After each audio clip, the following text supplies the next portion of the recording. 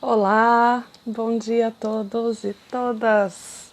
Estamos aqui para mais um Dedo de Prosa, esse espaço aberto da Associação Brasileira de Aconselhadores Biográficos para os nossos associados. A gente hoje tem com a gente o querido Silvio Inácio, que já entrou.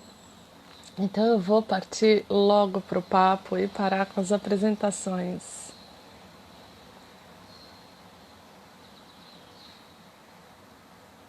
Ando, muito bem.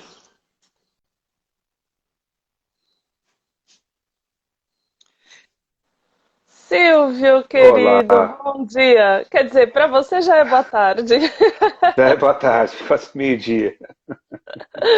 Eu vou só terminar as apresentações. Eu sou Ana Cristina Marghi e a gente tem hoje com a gente o Silvio Inácio. E este é um espaço onde a gente conversa sobre as biografias dos nossos queridos associados e sobre o papel do aconselhamento biográfico na vida deles. Bem-vindo, Silvio. Bom dia, Tá. Odile. Bom dia, Sil. Ai, Edna, querida, tá aí também. Bom dia. Vamos lá, Silvia, a palavra é sua. Ok. Bom dia a todos, né, e a todas. Em primeiro lugar, grato por essa oportunidade. Muito bom estar aqui e ver tanta gente aí querida, né? Pessoas interessadas em nos conhecermos um pouco mais, né? Somos uma grande Uhum, família. Muito sim. bem. Eu vou então apresentar brevemente o Silvio antes de começar a falar da biografia dele. O Silvio é um querido, ele é coach, ele é psicólogo, ele é consultor e ele é aconselhador biográfico. E o aconselhamento biográfico é algo que faz parte de maneira muito especial da vida dele. Eu acho que todos vocês vão adorar conhecê-lo também. O Silvio está com 57 anos, certo, Silvio? Certo. E o aconselhamento biográfico entrou na vida dele já faz algum tempo. Mas eu queria começar trazendo o Silvio Serelepe.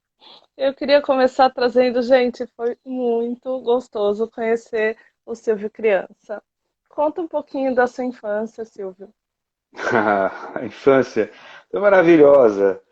E eu sou nascido em São Paulo, na zona leste de São Paulo, e tive a oportunidade de jogar bola em campos de terra, campos de várzea, né, como se diz, explorar cavernas, matas, assim, aquelas coisas que parecem fantásticas, né, na idade, aquela idade tão maravilhosa, em primeiro CTN, segundo CTN. Tive a oportunidade de subir em árvores, adorava ir para lugares assim no alto das árvores, alto dos morros, e fazer acampamentos, né, com sempre dois, três amigos, pegava alguma coisa na geladeira e ficava lá, comíamos lá e ficávamos o dia inteiro. Então eu tive a oportunidade de vivenciar coisas maravilhosas na minha infância.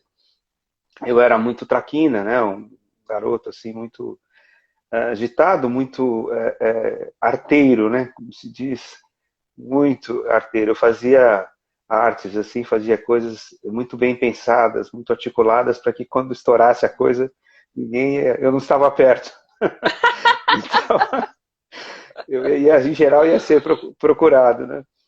Então, Gente, ele não está contando, mas ele me contou na nossa conversa prévia que uma das coisas que ele mais adorava quando ele ganhava presentes, brinquedos novos, era desmontar, porque ele queria saber como funcionava.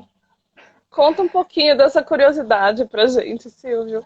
como eu sou caçula de cinco, né? Cinco vivos, eram para ser nove ao todo.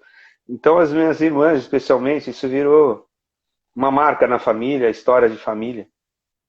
Ao ganhar os brinquedos, eu, ao invés de brincar, e às vezes tinham outras pessoas que podiam participar, eu primeiro queria estudar como é que funcionava, desmontava, queria fazer outras coisas, né?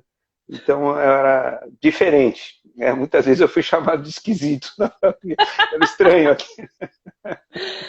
E essa curiosidade por como funcionavam as coisas não parou nos brinquedos lá na infância, gente. Ele trouxe para a vida dele, durante toda a biografia do Silvio, que a gente vê é esse olhar curioso por sobre como funcionam as coisas. Mas antes de chegar na fase adulta, eu quero dar mais um passinho, então, e falar um pouco, né, Silvio, da sua primeira, talvez, ou talvez a primeira não, talvez a segunda grande prova do destino, que foi todo ano que você passou entre cirurgias, lá por volta dos 12 anos. Ah, sim. Conta pra gente como foi, tão criança, passar por esse momento e o que isso deixou de marca ou deixou que desenvolvesse na sua alma. Eu considero que são presentes que a vida me deu, sabe? Porque quando eu olho o que eu faço hoje, e como eu trabalho, o lugar que eu tenho as pessoas, quando eu recebo alguém, tudo isso que eu vivi é parte de um processo, como que uma preparação. Então, até 12 anos mais ou menos, eu jogava bola, eu podia fazer tudo que um garoto naquela época fazia, mas ao descobrir um problema por conta de muitas dores na bacia, um problema ortopédico, eu tive que fazer uma primeira intervenção, até que se descobrisse exatamente o que era. Eu fiquei muitos meses, quase um ano, né, assim, perdi um ano de escola e fiquei na cama de um hospital, sofri depois uma série de cirurgias. Isso realmente foi um marco, né, justamente lá nos 12 para 13 anos, né? Foi um período longo. Mas Muito a minha idade aprendizado, né? desse aprendizado, gente, o Silvio conta coisas muito bonitas, muito bonitas. Uma delas é que ele aprendeu a respeitar a vida e os obstáculos que a vida traz sem perder a fé, sem perder a esperança. Eu queria que você falasse um pouquinho mais disso, porque me parece uma marca registrada sua, Silvio. Talvez. Eu digo que, e posso afirmar, foi um momento de bastante amadurecimento na minha vida. E eu, que já não prestava atenção assim às coisas triviais, eu acho que foi um grande chamado para procurar compreender melhor o que é a vida, por que estamos aqui afinal, por que uns têm um destino, outros têm um destino tão diferente, né? Uhum, E esse amadurecimento me fez com que eu conversasse coisas que, em geral, não eram para um garoto daquela idade, 12 anos, eram mais os adultos. E eu, num dado momento, como eu fiquei muito tempo no hospital, às vezes a minha família vinha me visitar, né, os irmãos, minha mãe, especialmente, e chegavam lá, tinham duas, três enfermeiras sentadas na cama e eu falando da vida, aconselhando, mas eu era um garoto, né? Isso também ficou marcado, né, assim, na família, mas para mim, realmente, eu acho que é devido todo a um amadurecimento. Eu fui chamado a olhar para a vida de uma maneira muito especial e com muita amorosidade, porque senão eu não aguentaria, né, de aceitar aquilo que o destino estava trazendo para mim. imagina, gente, que era um menino de 12 anos sentado no hospital dando conselho para as enfermeiras. Agora, ele me contou que essa coisa não começou daí, ela se solidificou talvez aí, porque ele já gostava de ouvir as conversas dos adultos, das irmãs mais velhas, prestar atenção e dar o parecer dele sobre o que estava acontecendo. E uma coisa que me chama muita atenção na história do Silvio é que ele passou esse um ano, né, ali no hospital, de cama, esperando entender o que é que estava acontecendo, o que, que precisava ser feito. Muitos médicos disseram para ele, em especial um médico, disse para ele que ele não ia voltar a andar, que ele não teria essa chance de novo. E quem conhece o Silvio sabe muito bem que ele anda muito bem. Aliás, caminhadas e andar de bicicleta é uma das coisas que ele adora fazer todo dia. E o Silvio, depois que ele se curou, depois que ele voltou a caminhar, a fazer as coisas dele muito bem, ele continuou indo visitar esse médico só para mostrar que ele venceu. Eu achei isso incrível.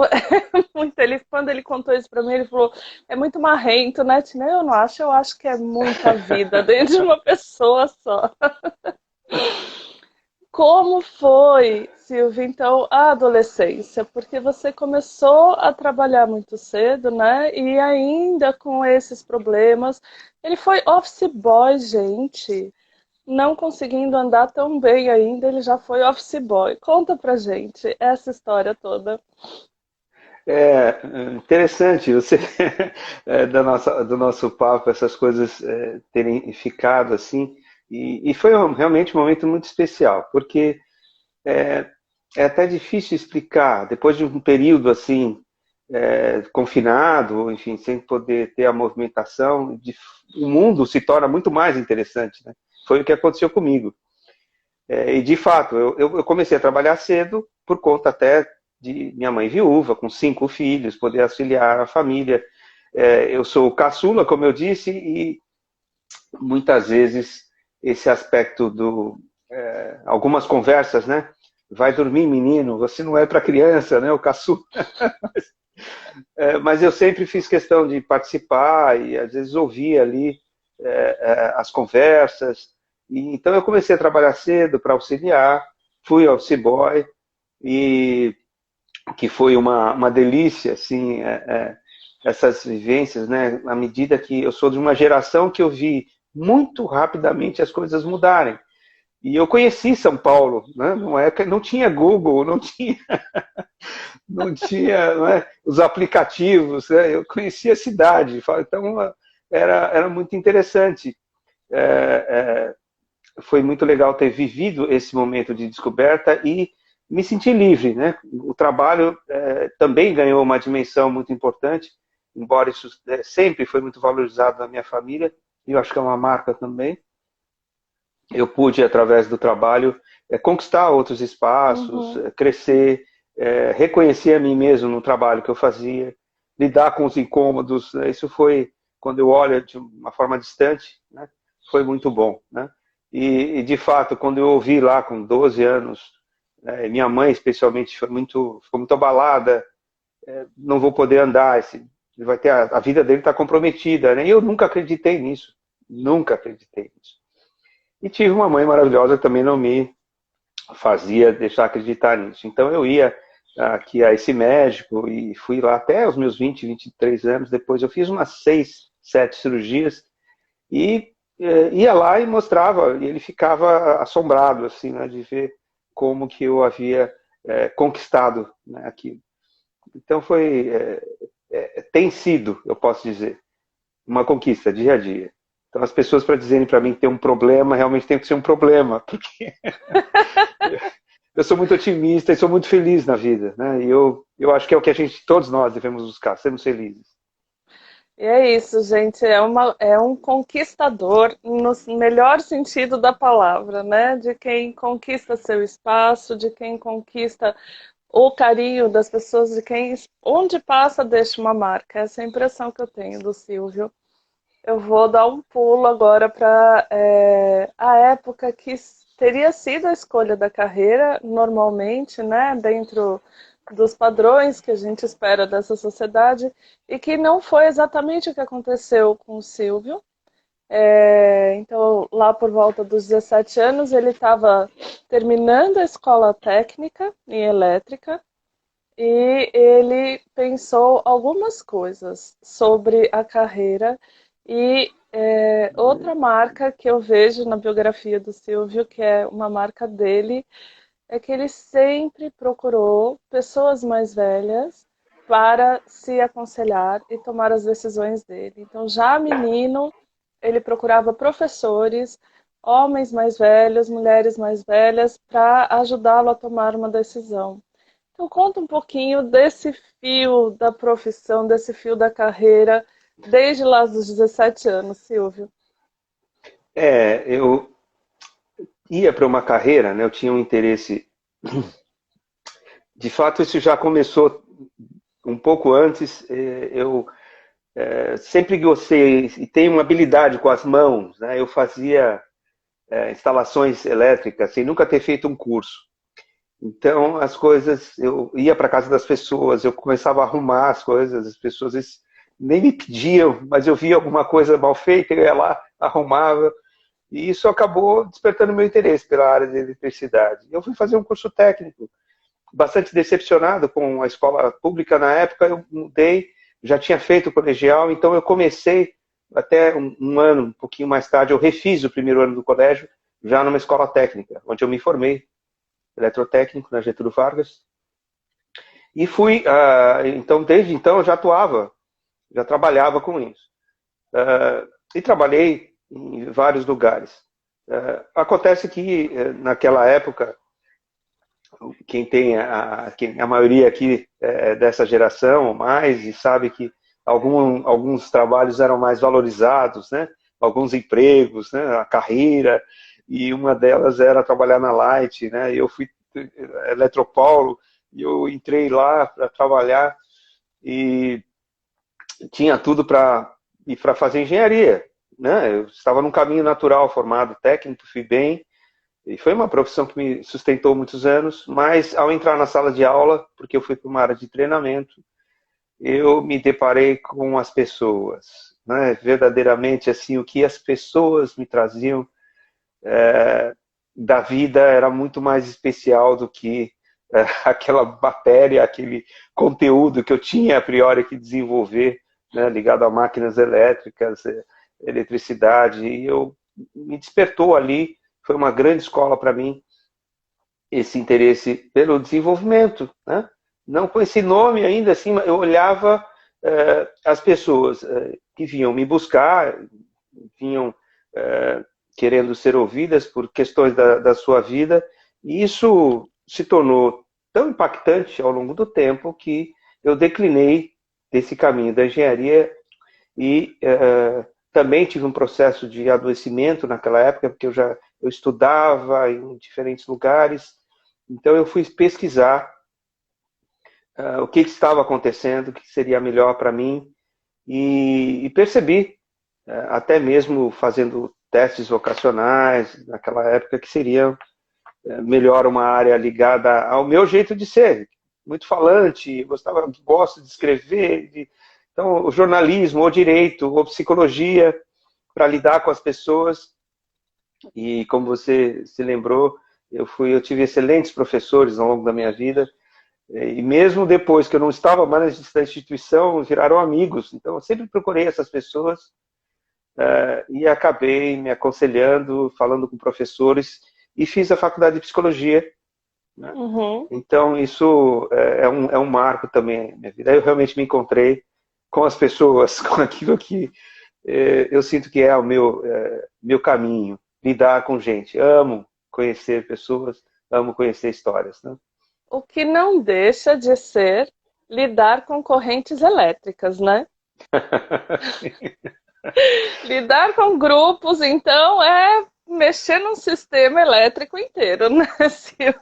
Então você deve trazer já na alma esse jeito de olhar e ver o quanto as pessoas se interligam e são absolutamente interdependentes entre si.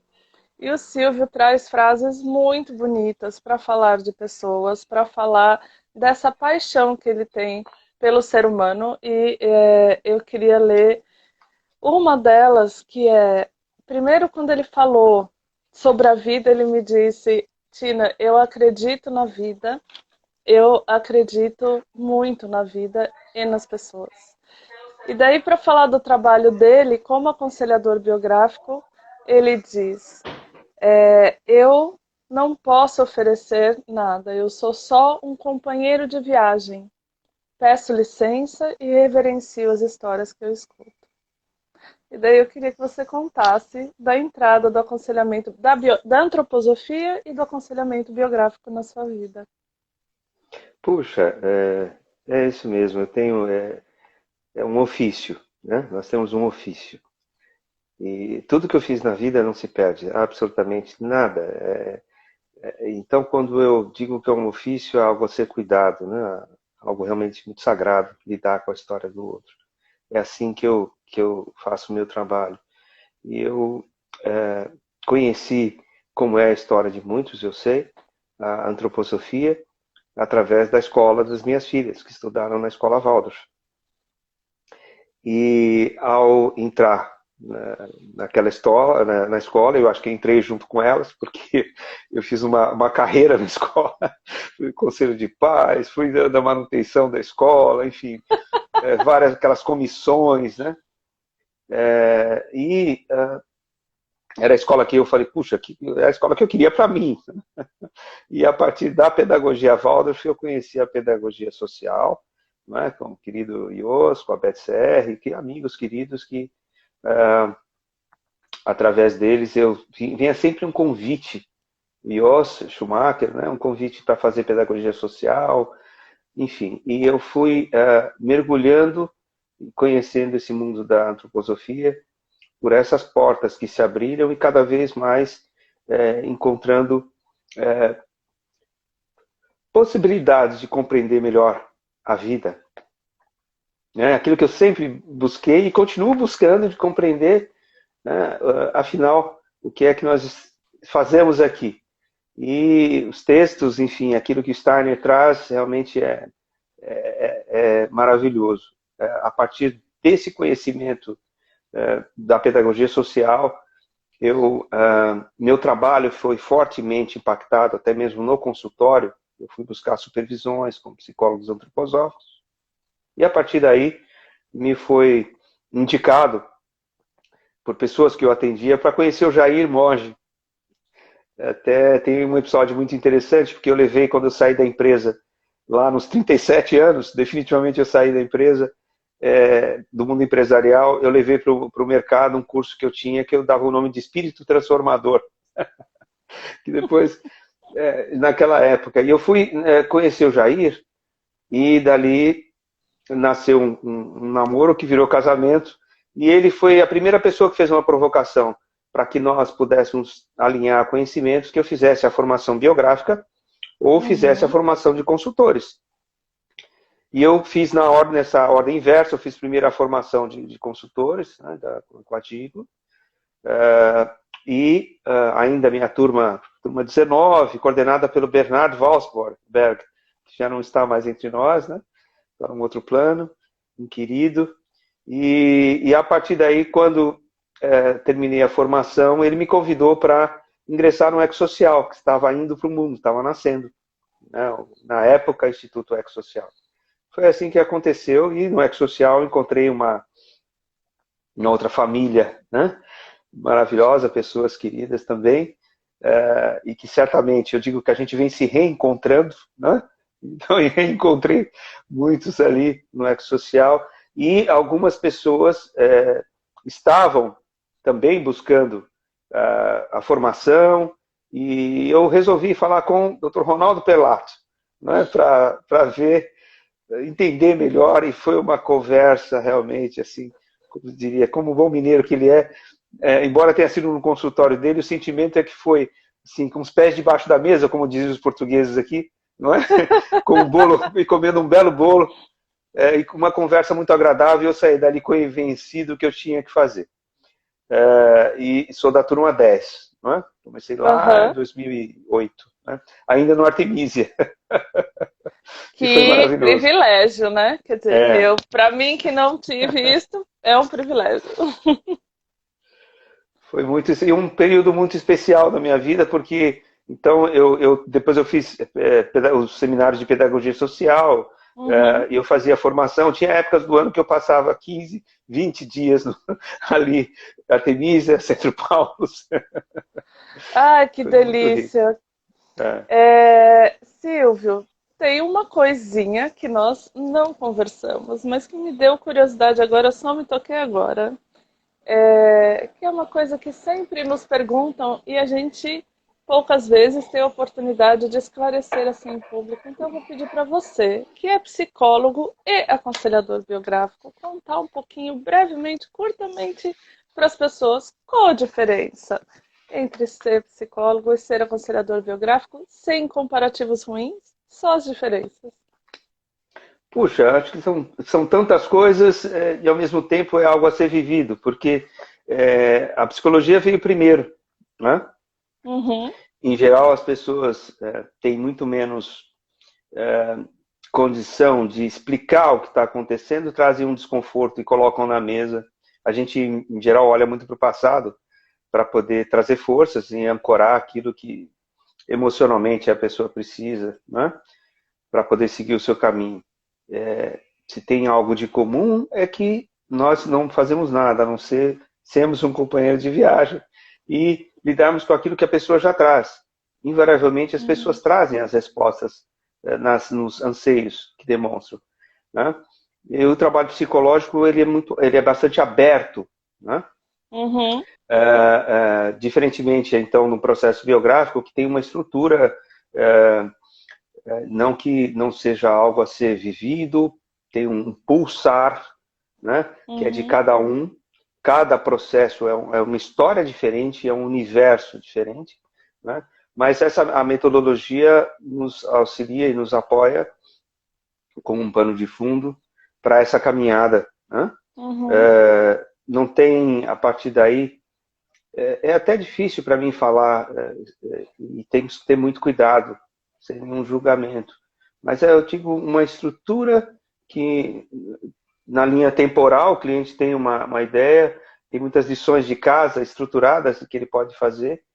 E, como eu falei, de um ofício, e é mesmo, é algo a ser construído também, é uma parte desse processo que ele é construído ali junto a cada sessão, a cada encontro. Né? Isso você diz o aconselhamento O biográfico, aconselhamento né? biográfico, o aconselhamento biográfico. E tem algo, não que seja tão diferente, mas eu sempre fico atento, porque chega um momento que eu compreendo por que aquela pessoa veio para mim. Sim. E quando acontece, é de uma felicidade tão grande. Sim. Porque isso traz uma força para o processo, eu acho uma certeza que eu posso contribuir. Na verdade, ela tem algo a realizar, não é? E é uma alegria também a pessoa, num processo biográfico, em geral, uma das primeiras coisas que eu percebo que acontece nesse ofício de desvendar, de desvelar, né? A história que pertence ao outro com muito cuidado, né? Com muito carinho, e o outro percebe que aquilo que era tão pesado, ele tinha até então como se fosse apenas ele que vivia aquela situação, e ele percebe que é algo do ser humano. E aquilo, né, torna tão mais fácil. Então é maravilhoso poder contribuir com isso. Não é? A Traz um pessoa a alívio, descobrir a né? si mesmo, traz um alívio. Não é? Ai, o Silvio disse, né? Quando eu perguntei para ele na nossa entrevista prévia, preparando, né, para estar aqui hoje, eu perguntei sobre o que a formação biográfica trouxe para ele e ele me respondeu uma coisa tão linda. Ele disse assim, primeiro ele disse tudo, tudo. A formação biográfica me trouxe um grupo de amigos, uma família, me trouxe tudo. A formação biográfica trouxe também para o Silvio o alívio da dor do quadril, finalmente, porque ele finalmente, graças a um encontro com uma colega, tomou coragem para fazer a cirurgia e se livrar da dor. Como é que é, então? Vou ver se você traz, senão eu falo de novo. Eu falo para você a frase que você trouxe. O que que significou para você olhar para sua história? Oh, eu vou talvez repetir o que você falou. Quando eu disse tudo, é porque, sabe, é como uma gota de oceano que de repente se viu, uma gota d'água que se viu no oceano, assim, uau! Puxa, quantas coisas para se descobrir a respeito de mim mesmo, é inesgotável isso, mas os encontros, e novamente eu digo, é uma família, quase 4 anos compartilhando biografias, a gente conhece num grau de profundidade os colegas, e eu sei que tem alguns aqui da Turma 10 me ouvindo, mas é comum a todos os grupos, certamente. A gente vira irmão, é isso. E eu tenho cá comigo que nunca, as coisas que acontecem, não existe acaso. como psicólogo junguiano, eu já assim, cultivo isso há muito tempo. Não existem acasos, são encontros significativos, né? E tive vários encontros significativos. Um deles foi com a Maria Alice, que tinha tido, estou falando aqui um nome, mas uma pessoa querida da formação, que as pessoas, o que é mais bonito, algo para mim traz muita emoção. As pessoas perceberam que eu não estava bem da pergunta, sempre uma pergunta, da pergunta surgiu o interesse assim, genuíno de saber o que estava acontecendo. Eu estava com muitas dores, e foram 37 anos com muitas dores, né? E eu, ao falar dessa questão, comecei a ouvir um relato, não, eu fiz essa cirurgia, por que você não... E até então era para mim, algo muito distante. E algo que, em geral, seria para uma pessoa com mais idade, não naquele momento. E aquilo foi uma quebra de paradigma, que me trouxe uma abertura, me trouxe possibilidades. E eu, de fato, foi ali que eu resolvi olhar para essa situação de uma maneira diferente, com possibilidades, né? Então, de antecipar algo que, de fato, eu não conhecia. E aí eu comecei a buscar médicos, eu comecei a buscar pessoas para me orientar, novamente, para me aconselhar. Falei com outras pessoas que fizeram essa cirurgia. Então, veja, quando a gente tem um grupo, de fato, tem vários textos do Steiner que trazem isso, nós sabemos. Tem algo de sagrado, quando estamos juntos, não é? E esse grupo maravilhoso me possibilitou isso. E sabe o que é mais bonito? Todos testemunharam isso. Eu fiz a cirurgia, então, com 48 anos. É incrível, mas a tecnologia, já naquela altura, 6 horas de cirurgia, o cara coloca uma perna nova em você, um fêmur novo. No outro dia, ele vai, abre a porta do quarto e fala, fique em pé. Eu falei, como assim? Você tá... Pode ficar em pé, seu Silvio, por favor, fique em pé. E veio, me deu o braço e é um nascer de novo, sem nenhuma dor. Impressionante. Eu falei, uau! E aí só me dei conta do que eu já estava a perder, como dizem aqui, estava a perder, e realmente foi um impacto fantástico na minha vida, liberando os 48, 49 anos, veja, não é? Então a biografia, né? Você veja, lá já nos 11, 12, aquela situação, né? No nascimento, nasci prematuro, não falei isso, né? Com 7 meses, fui desenganado, né? Depois, aos 18 e pouco, enfim, as situações que a gente trabalha e se dispõe a olhar, os marcos, né? E especialmente os momentos de crise biográfica, a gente encontra e diz, uau, isso é muito sério. Não é? Aos 37 eu saí do mundo corporativo, e todo mundo dizendo, você é louco, uma empresa maravilhosa.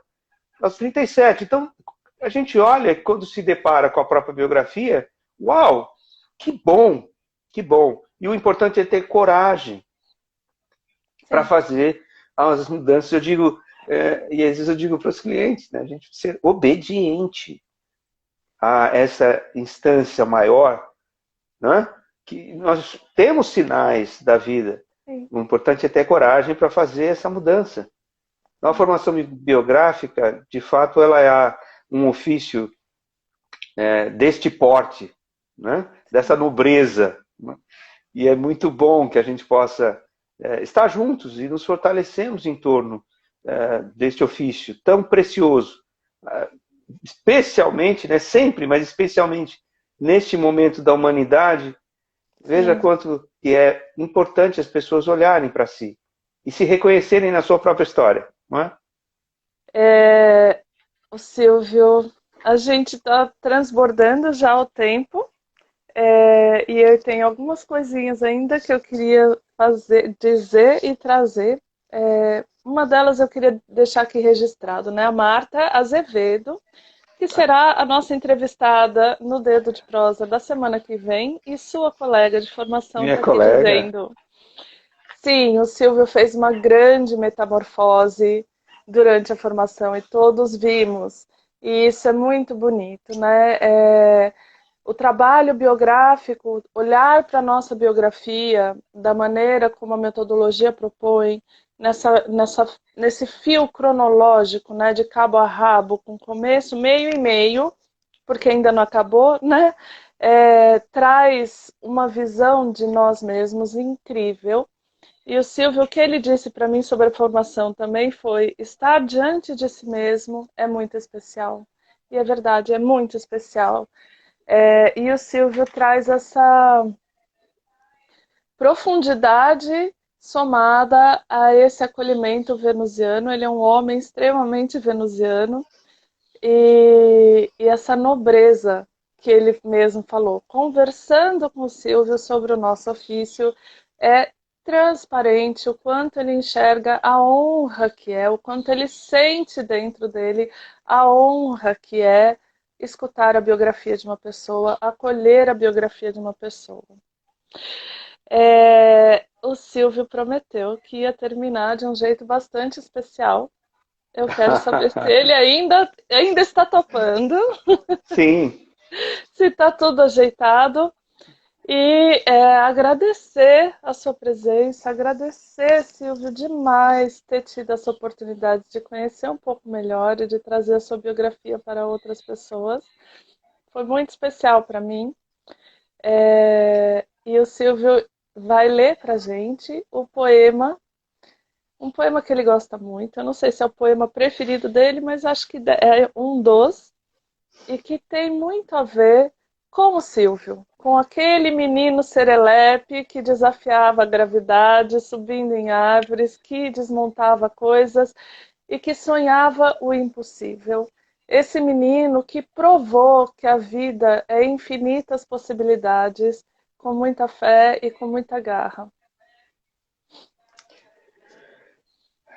Eu tenho um livro sobre águas e meninos. Gostei mais de um menino que carregava água na peneira. A mãe dizia que carregar água na peneira era o mesmo que roubar um vento e sair correndo com ele para mostrar aos irmãos. A mãe dizia que era o mesmo que catar espinhos na água, o mesmo que criar peixes no bolso. O menino era ligado em despropósitos. Quis montar os alicerces de uma casa sobre orvalhos. A mãe reparou que o menino gostava mais do vazio do que do cheio. Falava que os vazios são maiores e até infinitos. Com o tempo, aquele menino que era cismado e esquisito, porque gostava de carregar água na peneira, com o tempo, ele descobriu que escrever seria o mesmo que carregar água na peneira. No escrever, o menino descobriu que era capaz de ser noviço, monge, mendigo, ao mesmo tempo. O menino aprendeu a usar as palavras, viu que podia fazer peraltagens com as palavras e começou a fazer peraltagens. Foi capaz de interromper o voo de um pássaro, botando um ponto na frase. Foi capaz de modificar a tarde, botando a chuva nela. O menino fazia prodígios e até fez pedra da flor. A mãe reparava o menino com ternura e a mãe falou: meu filho, você vai ser poeta. Você vai carregar água na peneira a vida toda. Você vai encher os vazios com as suas peraltagens. E algumas pessoas vão te amar por suas peraltagens. O menino que carregava água na peneira, Manuel de Barros. Ai, que eu sempre me emociono Gratidão. com esse poema. Eu que agradeço, Silvio. Agradeço a todos que estiveram aqui e todos que estarão. Que essa é uma coisa bonita desses vídeos que ficam para a eternidade. Um Silvio, quer beijo. deixar uma última palavra? Um beijo para todos os colegas de ofício, os irmãozinhos aí queridos, né, tenho todos no meu coração. E que possamos ter mais e mais ações tão bonitas como essas para fortalecermos essa nossa profissão tão especial. Que bom estar com vocês. Grato. Gratidão, gente. Bom dia, boa tarde, boa noite para quem estiver assistindo. Fiquem bem.